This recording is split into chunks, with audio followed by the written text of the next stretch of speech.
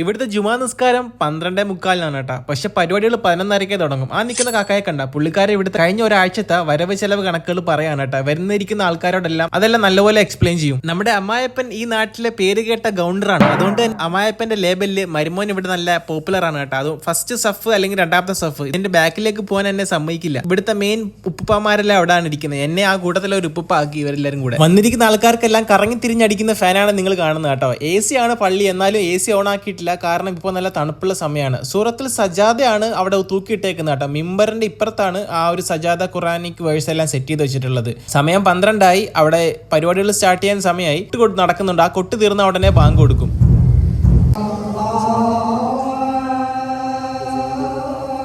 ഇവിടുത്തെ ഒരു പ്രത്യേകത, പല ജുമാ ദിവസവും പല ഉസ്താദന്മാരായിരിക്കും കേട്ടോ. എല്ലാ ജുമാ ദിവസവും ഒരാളായിരിക്കത്തില്ല. അതുപോലെ തന്നെ ബാങ്ക് കൊടുക്കുന്നതും പിന്നെ മറ്റേ മാഷറൽ മുസ്ലിമീൻ റഹ്മക്കുമുല്ലാഹ് അത് പറയുന്ന പുള്ളിക്കാരനും എല്ലാവരും മാറും കേട്ടോ.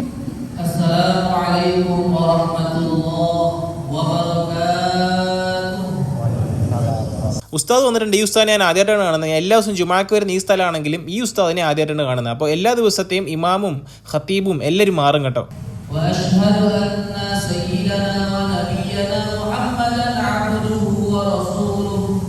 അറബിയിൽ തന്നെയാണ് ഇന്തോനേഷ്യയിലെ ജുമായും. പ്രസംഗം ഉണ്ടാവും അവരുടെ ഭാഷയിൽ, പിന്നെ ഖുത്ബ ഉണ്ടാവും അറബിയിൽ. അങ്ങനെ കാര്യങ്ങളൊക്കെ വെടിപ്പായിട്ട് നടന്നതിന് ശേഷം പള്ളിയിൽ നിന്ന് പുറത്തിറങ്ങുമ്പോഴത്തേക്കും നേരെ പോയി ഒരു പച്ചക്കറി കടയിൽ വണ്ടി ചവിട്ടി. ഗ്രോസറി ഷോപ്പിംഗും കാര്യങ്ങളെല്ലാം ചെയ്യുന്നത് നമ്മുടെ മമ്മ ആണ് കേട്ടോ. ഫൈനാൻസ് മാത്രമാണ് നമ്മുടെ അയാന്റെ ഡിപ്പാർട്ട്മെന്റ്. പുള്ളിക്കാരൻ അല്ലെങ്കിൽ ഒരു അക്കൗണ്ടിംഗ് മാനേജർ ആയിരുന്നു ഇവിടുത്തെ ഒരു ഗവൺമെന്റ് ഓഫീസിൽ. പച്ചക്കറി കട വന്നത് എന്തായാലും പച്ചക്കറി വാങ്ങിക്കാനായിരിക്കും. പക്ഷെ വീട്ടിലേക്ക് പച്ചക്കറി വാങ്ങിക്കുന്ന ഒരു സ്വഭാവം നമ്മുടെ ഡാഡിക്കില്ല. പിന്നാണ് മനസ്സിലായത് കങ്കൂങ് എന്ന് പറഞ്ഞ ഈ സാധനം മനുഷ്യന്മാർക്കും കഴിക്കാം, അതുപോലെ തന്നെ മീനിനും കഴിക്കാന്ന്. ഒരു കെട്ടിന് 30 രൂപയാണ് കേട്ടോ. അതുപോലത്തെ 10 കെട്ടെന്തോ പുള്ളിക്കാരൻ വാങ്ങിച്ചിട്ടുണ്ട്. മീനിനുള്ള തീറ്റയാണ് ഇത്. കഴിച്ചു കഴിഞ്ഞാൽ മീനിന് നല്ല ഹെൽത്ത് ഉണ്ടാവും എന്നാണ് ആള് പറയുന്നത്. പള്ളി തൊട്ടപ്പുറത്താണ് കേട്ടോ ഹെൽമെറ്റ് എടുക്കാൻ. ഇപ്പോൾ തൊട്ടപ്പുറത്തോട്ടൊന്നും പോകാൻ അങ്ങനെ ഹെൽമെറ്റ് എടുക്കാറില്ല. ഇവിടെ അങ്ങനെ ചെക്കിംഗ് അങ്ങനെ വരാറില്ല. ഇന്തോനേഷ്യയിലെ ജുമാ നിസ്കാരം നിങ്ങളെ പരിചയപ്പെടുത്താൻ പറ്റിയ ഒരുപാട് സന്തോഷമുണ്ട്. നമ്മൾ വീട്ടിലെത്തി. കൂടുതൽ ഇന്തോനേഷ്യൻ വിശേഷങ്ങൾക്കായിട്ട് ലൈക്ക് ചെയ്ത് ഫോളോ ചെയ്ത് വെച്ചോ. പുതിയ സാധനങ്ങൾ വരുന്നുണ്ട്. Bye bye.